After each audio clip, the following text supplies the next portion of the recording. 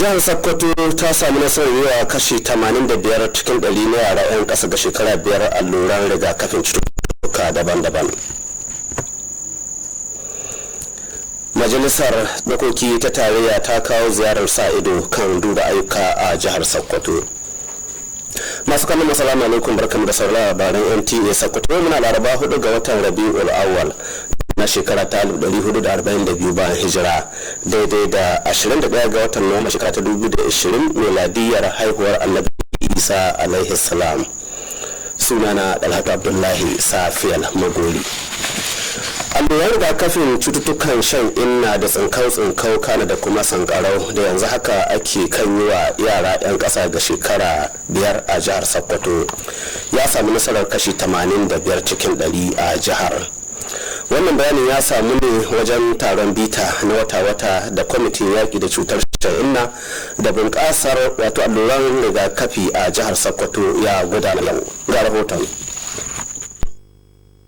Wannan rigakafin allurai da ake yi a halin yanzu a cikin jihar Sokoto ya kunshi rigakafin shan inna da kuma tsinkau haɗi da sankarau, kuma ana yi wa yare ne waɗanda a 'yan ƙasa ga shekara 5 da haihuwa. Waɗannan alluran na rigakafi za a ɗau kwana 6 ana gudanar da su, kuma kawo yanzu an samu game kashi 85 cikin 100 na yaran da ake son a yi wa rigakafin. Manufar wannan shirin shine ba wai a ƙara tabbatar da Najeriya a matsayin ƙasar da ba ta da cutar shan inna ko kwara ɗaya ba a cikinta, har ma da tabbatar da yaran su zama cikin ƙoshin lahiya daga kamuwa da cututtukan da ke hallaka ƙananan yara. Shi dai wannan shirin na rigakafi na haɗin gwiwa yana tafiya cikin nasara a sassa daban-daban na jihar Sokoto, duk da yake akwai 'yan kalubale kaɗan daga wasu yankuna. A kalubalen da muke samu bai na tsaro ba da kuma na wasu 'yan kalilan mutane da ba su ba da haɗin kai. Kwamitin yaƙi da cutar shan inna da kuma kyautata shirin rigakafi a jihar Sokoto yana iya ƙoƙarinsa na ganin cewa 'yan matsalolin da aka samu nan da can an magance su, musamman waɗanda suka shafi kyamar alluran rigakafi a jihar. Daga Majalisar Dokoki ta Tarayya ta ce babu wani kau'in shirya za ta soke kwangilar gyaran titunan mota a asibitin kula da masu fama da tabuwar kwakwalwa ta ƙasa da ke Kwari da aka bayar akan kuɗi naira miliyan 20 saboda rashin aiwatar da aikin bisa ka'ida. Wannan ita ce matsayar da kwamitin Majalisar Dokoki ta Tarayya mai kulawa da ayyukan hukumar gyara titunan gwamnatin tarayya ya cima sa'ad da membobin kwamitin suka kai ziyarar sa ido a asibitin da ke Kwari. Ga Ibrahim Dida wannan rahoton.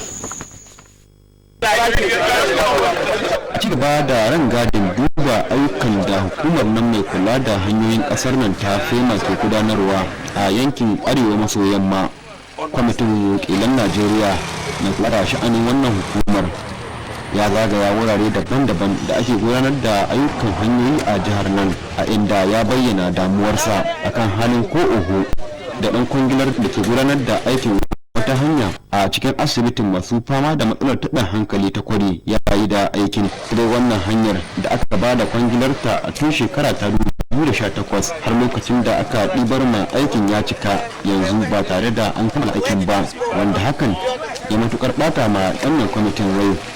Da aka bawa a bai yi komai ba, kuma ba mu ji daɗi ba, kuma da wannan mun koma za mu gaya kwamiti a shawarar mun cewa a soke wannan aiki daga hannun dan kwangila a nemi wanda zai iya aikin nan yayi. Kuma majalisar ta mu zauna duk abin da ya kamata mu yi don a ga cewa an karfafa wayannan abubuwa inda har da gyara za a gyara da Allah kamar yadda ya faɗa. Kwamitin haka kuma ya yi na'am da aikin da ya gani wanda aka kammala na wani sashe na hanyar da ta tashi mai kan kilomita 2.7 daga bakin Kusu zuwa gidan Bahure, inda kwamitin ya bada amana cewa zai yi kokarin samar da sauran kudaden da za a yi amfani da su domin kammala wannan aikin. Sauran ayyukan da kwamitin ya zarta dai sun hada da aikin magudanar ruwa da ke bakin hanyar Kalambaina, sai kuma hanyar da ta tashi daga garin Wamako zuwa Gwamatsi da kuma hanyar da aka yi gyara a cikin jami'ar Usmanu Dan Fodiyo da ke nan Sokoto. Kwamitin dai ya yi kira ga dukkanin 'yan kwangilar da ke bayar da waɗannan ayyukan da su tabbata sun kammala ayyukansu cikin lokacin da aka tsara. Daga Sokoto, Nuwa Ibrahim Dandi, labaran NTA. Majalisar dokoki ta jihar Sokoto ta yi kira ga gwamnatin jihar Sokoto da ta shimfida titin na mota mai tsawon kilomita 20 da ya tashi daga garin Mamman karamin hukumar mulkin Gwadabawa zuwa Kojo ta karamin hukumar mulkin Gwaranyo. Usman Zubairu ya bamu rahoton cewar dan majalisa mai wakiltar mazabar Gwadabawa ta yamma Muhammad Bello Idris ne ya gabatar da bukatar a zauren majalisar, inda ya samu goyon bayan dan majalisa mai wakiltar mazabar Gwaranyo Faruku Ahmad Limawa. Ga rahoton nasa. da yake gabatar da wannan kudin a zauren majalisa Muhammad Bello Idris Gwadabawa wanda ke wuce Borno ta Arewa ya ce ita hanyar motar tsawon kilomita 20 tana da bukatar a sake shimfiɗa ta domin idan ka dubiya ɗaukar za ta ratsa wanda za su amfana da wannan hanyar wanda sun kwashe shekaru abu suna kwana da matsayin rashin kyakkyawar hanya wanda ya kasance babban kalubale da sha'anin gudanar da rayuwarsu. Shi ne majalisar ya ƙarca da ita wannan hanyar da idan aka shimfiɗa ta dai za ta taimaka wurin bunƙasa kasuwar dabbobi da take ci tsakanin Gwaranyo zuwa garin Mamande, sannan kuma da magance matsalar yawancin samun babban ayyukan da ake ta yi na sati bisa shi da kuma yin garkuwa da mutane. Wanda zirgunan ya ce da haka ita wani hanyar dai za ta haɗa garuruwan su ko shi Mamande, Kula Juma, Bamana, Tunga, Ana Ruwa, Mai Raƙuma da kuma Kojo, inda ta bi ta hanyar Kogeriwa a cikin ƙaramar mulkin Gwaranyo. Da aka yi kira da majalisa cewa su goyi wannan ƙudurin da mai kira ita gwamnatin jihar Sokoto domin ta shirya wannan hanyar wanda zama ce zai taimaka wa inganta tattalin arziki wannan al'umma da hanyar da ta yasa a garurukan su. In an kai hanya ta haɗa garuruwa an ka samu sauƙin tun da yanzu Allah ya kama zamani na abin hawa, mafi yawa ba a ta yaya bisa jakkai ko raƙumma, mafi yawa abin da aka wani shi babura na da motoci. To za ka isko cewa in an kai hanya duka wa'yan abubuwa na sashen ilimi da ingantar da lahiya ingantar da komi zai zama da sauƙi. Suna iya misal suka ba da goyon baya domin ga cewa majalisar ta amince wannan kudin da shi a majalisar wakiltar gwamnati ta arewa ya gabatar sun haɗa Faruku Ahmad Rimawa mai wakiltar tsaron bukin zaro gwamnati Isa Baba shugaban majalisa da Aminu Mustapha Boza sabon birni ta arewa da kuma Kabiru Dawada da ta yamma, sannan kuma da Mustapha Abdullahi Dos wakiltar Sokoto ta kudu ta daya. Mataimakin kakakin majalisa wanda ya jagoranci zaman majalisa a yau Aminu Magaji ya kace ita majalisa ta ce matsaya amma inda za ta yi kira gwamnatin jihar Sokoto cewa da dubi iyawa da gaggawa domin ta shiga wannan hanyar motar zuwa kilomita 20 wanda ya fara daga garin Gwadabawa har zuwa cikin kawo mulkin ta Gwaranyo da Sokoto su ne labaran NTA. Dan majalisa Kabiru Dauda yana wakiltar mazabar Gada ta gabas ne ba ta yamma ba kamar da shi Usman Zubairu ya kuskuren faɗa. Labaran za su ci gaba bayan waɗannan sakonnin, ku kasance da NTA Sokoto. Baba, barka na. Baba ko kaji abin da aka haɗa? Hadiza, ina ta kunkumin ki. Labarin ta har yanzu ban ga wanga abin da aka haɗa ba. Da har yanzu ban ga wani wanda korona ta kama. Hadiza, ke taɓa zuwa lahira. Amma dai ke san gaskiya ta ko? Ya yake. Kakki gaggawa zuwa lahira. Bai zama dole ka san komi ba. Ko tsaya za ki yi gidan sai wani ya kama da korona gidan ga.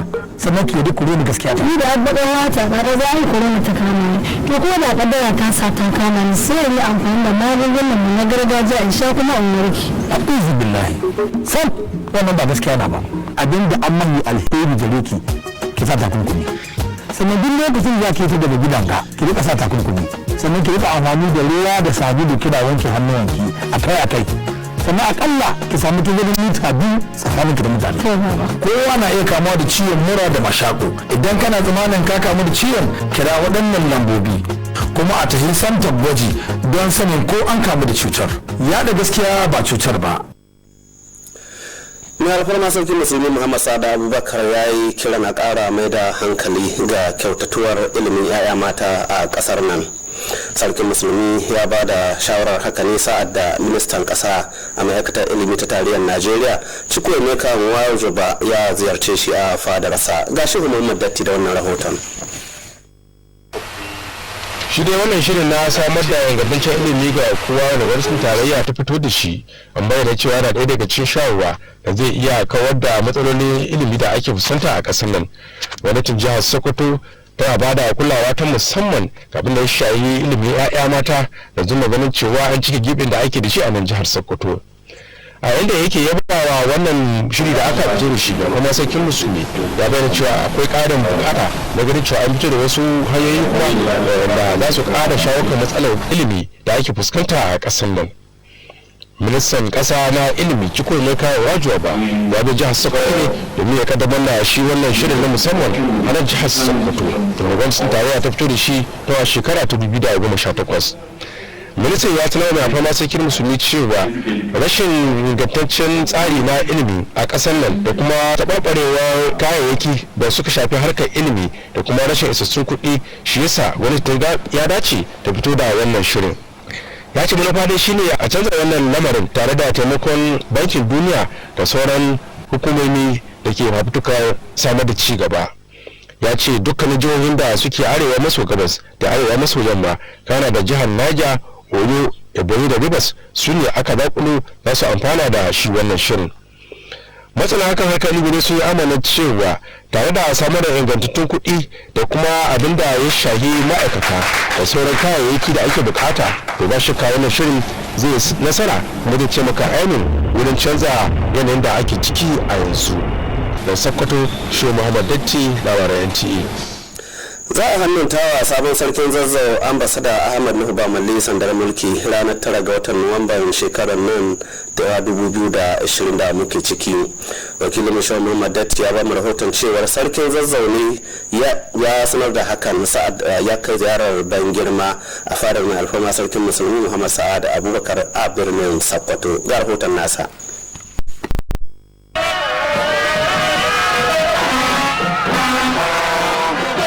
Wannan ita ce isowar sarkin Zazzau a fadar mai alfarma sarkin musulmi tare da kabarsa. Sarkin na Zazzau dai ya zo fadar mai alfarma sarkin musulmi ne domin ya yi baya ya kuma nuna goyon bayansa zuwa ga mai alfarma sarkin musulmi. Ahmad Nuhu Bamalli ya alƙawarin cewa zai ci gaba daga inda wanda ya gada ya tsaya tare da ba da tabbacin cewa dukkanin gidajen gagaji ita wannan sarautar ba shakka za a tafi da su ba za a bar kowa a baya ba.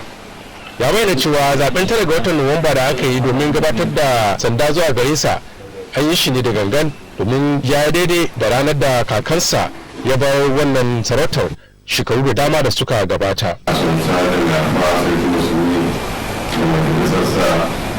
cewa duk mutane a Zaria sun ba mu goyon baya wanda ba su riga sun yi ba su ma mun tabbatar da wani abu ne mun cire su kuma suna kan hanya domin da duk wanda ya ga abin da yake aukuwa a bada Zazzau da cikin gari to ba mu gana abin da za mu ce sai ya alhamdulillah. Kafin ma sarkin musulmi Muhammad Sa'ad Abubakar ya tunar da sabon sarkin cewa mulki Allah yake bayar da shi kuma yana bada shi ne ga wanda ya so. Ya dai kalubalance shi da ya duk abin da zai yi saboda Allah shi kadai ya taimaki talakawa da kuma yi kyakkyawan shugabanci.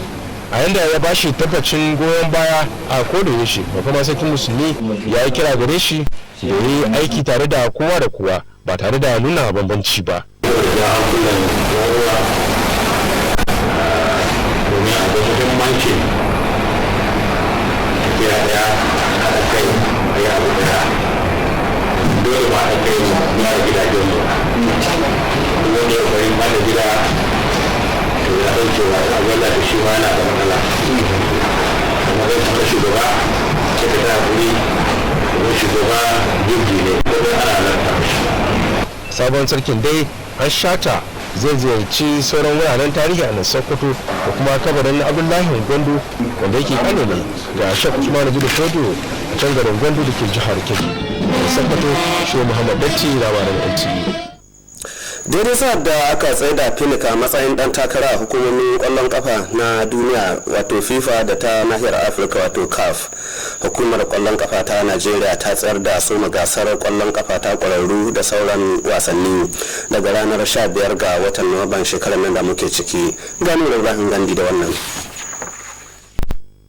hukumar kwallon kafa ta Najeriya wato NFF a jiya ta aminta da wasu tsare-tsare da hukumar nan mai kula da gasar wasanni ta Najeriya wato NOC ta gabatar mata akan yadda za a tsara fara gasar wasannin kwallon kafa na kungiyoyi a kasar daga ranar 15 ga watan Nuwamba shekara ta 2020 zuwa watan Yuni shekara ta 2021. Hukumar ta kuma shawarci wannan hukumar mai tsara gasannin kwallon kafa ta kungiyoyi a kasar da cewa ta tabbatar tsare-tsarenta sun yi daidai da irin tsare-tsaren da gwamnatin ta fito da shi domin yaƙi da kamuwa da cutar COVID-19 a kasar. Hukumar ta kuma aminta da nada mai tsohon mai horar da 'yan wasan kungiyar kwallon kafa ta Najeriya wato Austin Ogagun a matsayin sabon daraktan hukumar wasanni ta kasar. Akan kuma zaben da za a yi na shugabannin hukumar kungiyar kwallon kafa ta Afirka a shekara mai zuwa, hukumar kwallon kafa ta Najeriya ta zaɓi shugabanta a Phoenix a matsayin wanda zai takara a kowane irin mukami da ya dace a wannan zaben da za a gabatar na hukumar kwallon kafa ta Afirka da kuma hukumar kwallon kafa ta duniya. Idan muka tsallaka wasannin cin kofin zakarun nahiyar Turai kuwa, dan wasan kungiyar kwallon kafa ta Barcelona Lionel Messi ya sake kafa wani sabon tarihi a yayin da kungiyarsa ta yi wangwalagwalai a jiya. Shi dai Messi ya kasance dan wasa na farko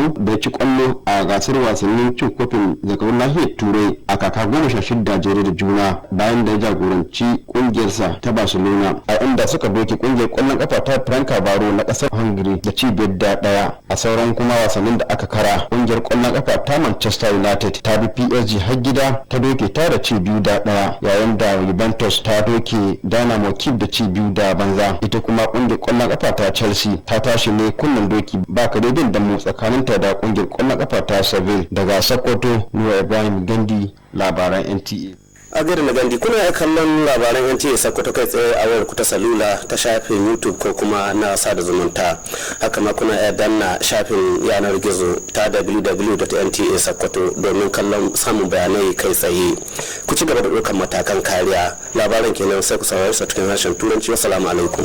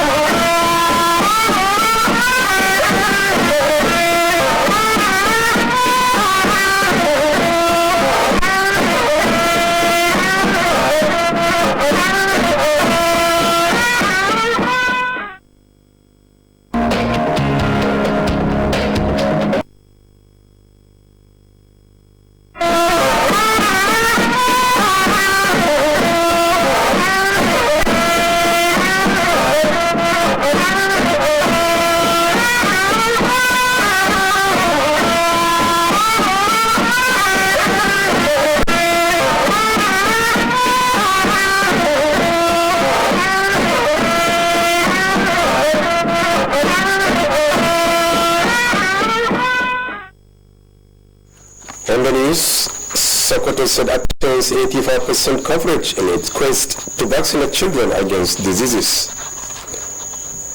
House of Representatives Committee on Oversight assess projects in Sokoto. A very good evening, viewers, and a warm welcome to NTA Sokoto News. Today is the fourth day of Rabiul Awal 1442 after Hijrah, which is equivalent to 21st October 2020. I'm Shehu Muhammad, over news. The ongoing integrated vaccination of children below the age of 5 years in Sokoto State has so far reached the 80% mark. This came to the fore at the monthly review meeting on poliomyelitis and routine immunization in Sokoto. Dalata Abdullahi reports. The integrated vaccination comprised of immunization against poliomyelitis, measles, and the cerebrospinal meningitis for children from 0 to 5 years. The vaccination exercise will last for 6 days and has so far covered 85% of children expected to be immunized. The aim is not only to sustain the certification of Nigeria's polio-free nation, but also to keep the children safe against other childhood killer diseases. The integrated vaccination exercise is going on successfully in many parts of the state, though with few challenges in some areas. Observations and our own challenges is about security. We have some challenges, security challenges in some part of the state, and also very little non-compliance. The task force on polio eradication and the improvement on routine immunization is working hard to overcome the few challenges being identified, especially rejection in some few areas. In Sokoto, Malat Abdullahi, NTA News. House of Representatives has threatened to revoke 20 million naira contract for the rehabilitation of road in Federal Neuropsychiatric Hospital, Kwari, or for execution. This was part of the decision of the House Committee on Federal Road Maintenance Agency, FEMA, who were on assessment visit to Sokoto State. Nura Ibrahim Gandhi has more. In continuation of the House Committee on Formal Inspection and Oversight Functions on all ongoing federal road projects in Northwest, they inspected different road project sites, expressing displeasure over poor performance by the contractor handling the rehabilitation of an internal road in Federal Neuropsychiatric Hospital, Kwari. The completion date of the contract, which was awarded in 2018, had already elapsed, and this did not go down well with members of the committee. We're happy with the quality of the job, both on direct labor and on the contract aspect of it. But where we are here, that is a new factory. We are not happy with the contractor. A bit sluggish. He has not been performing up to expectation. We have invited him several times. We have written him, but we expect that after this visit, he'll be able to come back and do the work. And I believe if they are coming, the contractor will be forced to come, resume work, and continue to do his work. Or alternatively, they could decide on what to do with the contract. The committee, however, commended the work done on part of the 2.7 kilometer by Kinkusu to Gidambahore Road project, promising to provide more money for the completion of the road. Other projects visited include drainage work at Kalambaina, Wamako to Gwammas Road project, and rehabilitation work of Usman and Podio University Road. The committee urged all contractors handling the projects to deliver the project within contractual time frame. In Sokoto, Nura Ibrahim Gandhi, NTA News. Secretaries of House of Assembly have today adopted a resolution to call on state government on the need to construct 20-kilometer road from Mamande in Goraba local government area to Kojo in Goraba local government area.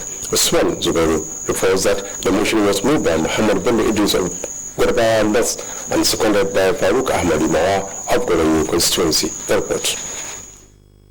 Over the motion, Muhammad Bello Idris Goraba North constituency said the 20-kilometer road have suffered neglect due to absence of accessible road network. The lawmaker also said if the road is constructed, it will further increase the livestock market in Gwanyo and Normandy areas, as well as help to reduce the increasing criminal activities, banditry and kidnapping. But said the road will connect villages that include Normandy, Kolojuma, Bamana, Tunga, Anawa, Neyaguma, and Kojo, crossing the river Lima in Gwanyo local government. He therefore appealed to House to support the motion, considering its importance in improving the socio-economic development of the communities. It is therefore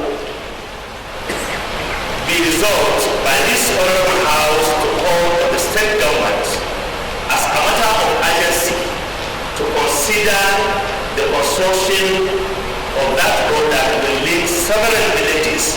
Other members that contributed in support of the motion presented before the House include Farouk Ahmed Nawa, Bello Isa Amboyo in Lilo constituency, Amin Al-Mustafa Boza, Sabin bin North, and Kabiru Dauda of Gar East, as well as Mustafa Abdullahi Das of Sokoto South 1 constituency.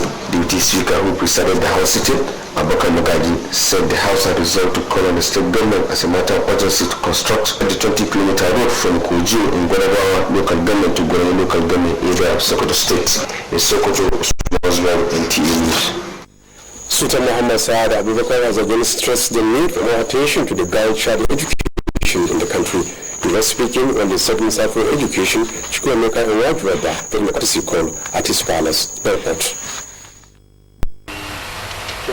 The Better Education System Development for All initiated by the federal government is one out of the many programs that can eradicate poor education system in the country.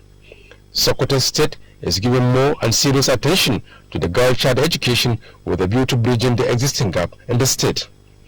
While applauding the initiative, the Sultan called for more steps to address the challenges of education in the country.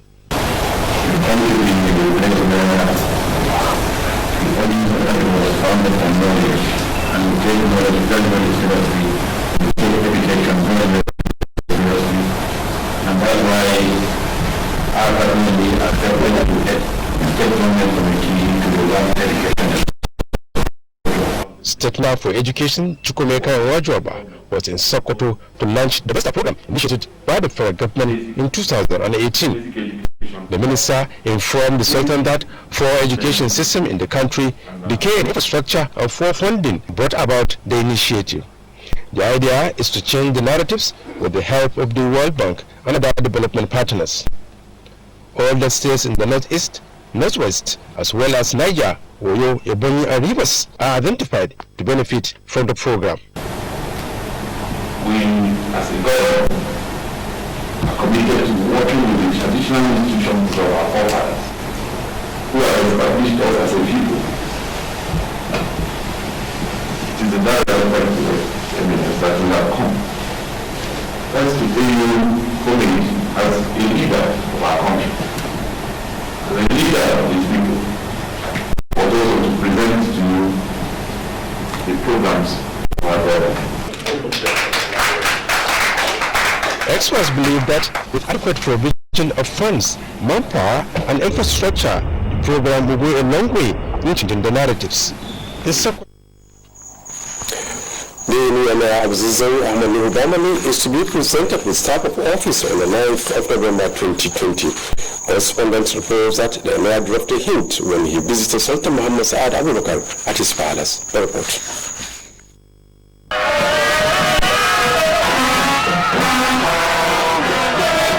That was the arrival of the new Emir of Zizou and his entourage to the palace of Sultan Muhammad Saad Abubakar. The Mayor was at the palace to pay homage, show solidarity and loyalty to the Sultan. Ahmed Nuhubamani pledged to continue from where his predecessor stops, assuring that all the royal houses of the emirate will be carried along. The choice of 9th November for the presentation of staff of office was deliberate, as it coincides with the date the emir's grandfather left the throne decades ago. Sultan Muhammad Saad Abubakar reminded the Emir that leadership is given by God and to whom he wishes. He challenged the Emir to do things for the sake of Allah alone, help the masses and lead by example. While pledging the Sultanate's support and cooperation, he called on the Emir to operate an open door policy devoid of difference. The Emir is scheduled to visit other historic places in Sokoto and the tomb of Abdullahi Gwandu, brother to Sheikh Usman bin Fodio in Gwandu State. In Sokoto. Allowance was Nigeria Football Federation fixed November 15th for Nigeria Professional League and other leagues kickoff, as PNIC is endorsed for CAF and FIFA elections. These are more from our sport decks with Nura Ibrahim Gandhi.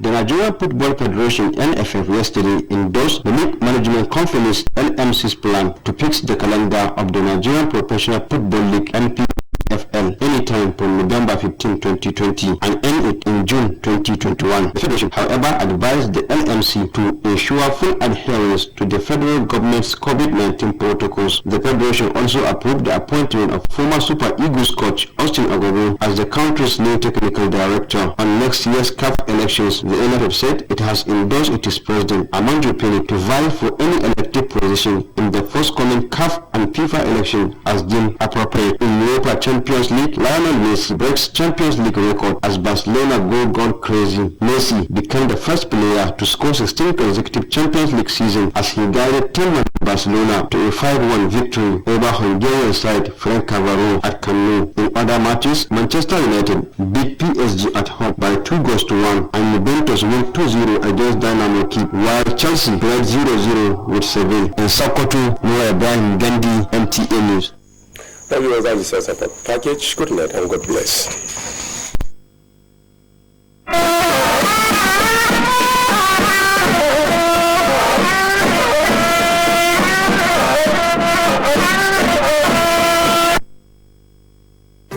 Baba, barka na. Baba ko kaji abin da aka faɗa. Visa, ina ta kunkumin ki. Baba, ni yanzu ba ga wanda abin da aka faɗa ba.